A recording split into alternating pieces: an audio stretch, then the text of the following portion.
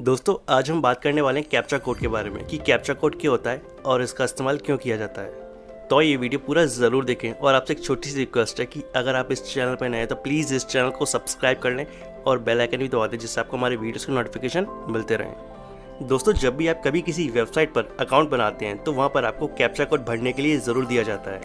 और जिसका मतलब होता है कि जो इस वेबसाइट पर अकाउंट बना रहा है वो इंसान है या फिर रोबोट है। दोस्तों कैप्चा कोड किसी भी तरह के हो सकते हैं, कुछ नंबर में होते हैं और कुछ वर्ड में जो अलग अलग तरीके से लिखे होते हैं,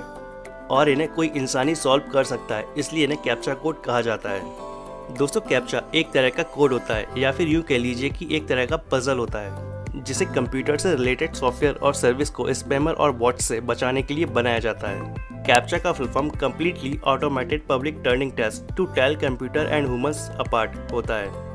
जिसका मतलब होता है कि एक ऐसा अपने आप होने वाला टेक्स्ट जो ये पता लगा सके कि इस टेक्स्ट को देने वाला एक मशीन है या फिर एक इंसान, ताकि बॉट से उस कंप्यूटर प्रोग्राम को बचाया जा सके और उस पर किसी भी तरह के अटैक्स ना हो। दोस्तों कैप्चा को बनाने के कई कारण थे,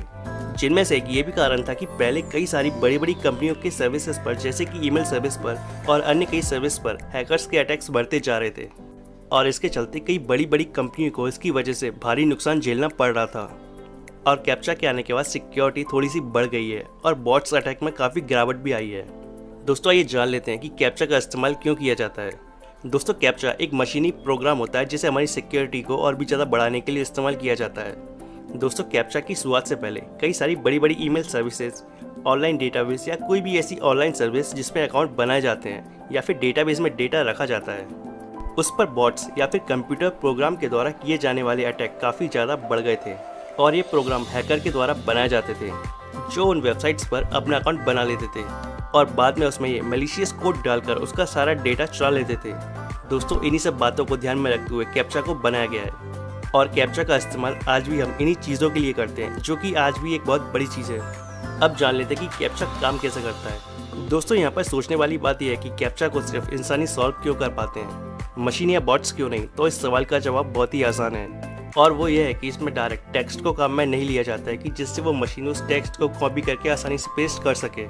बल्कि इसमें इमेज को काम में लिया जाता है जिसमें टेक्स्ट एक ऐसे पैटर्न में लिखा होता है जिसे इंसान बहुत ही आसानी से समझ लेता है, लेकिन कंप्यूटर या मशीन नहीं समझ पाते।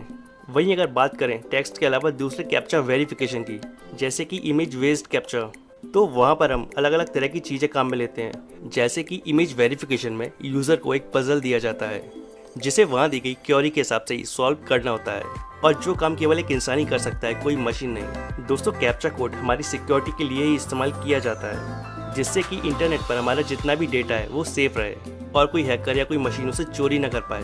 तो दोस्तों अब आप अच्छे से समझ गए होंगे कि कैप्चा कोड क्या होता है और इसका इस्तेमाल क्यों किया जाता है। दोस्तों वीडियो अच्छा लगे तो प्लीज़ वीडियो को लाइक एंड शेयर करें, और अगर आपके कोई सवाल या सुझाव है तो प्लीज़ कमेंट बॉक्स में कमेंट करके बताएं। And thanks for watching.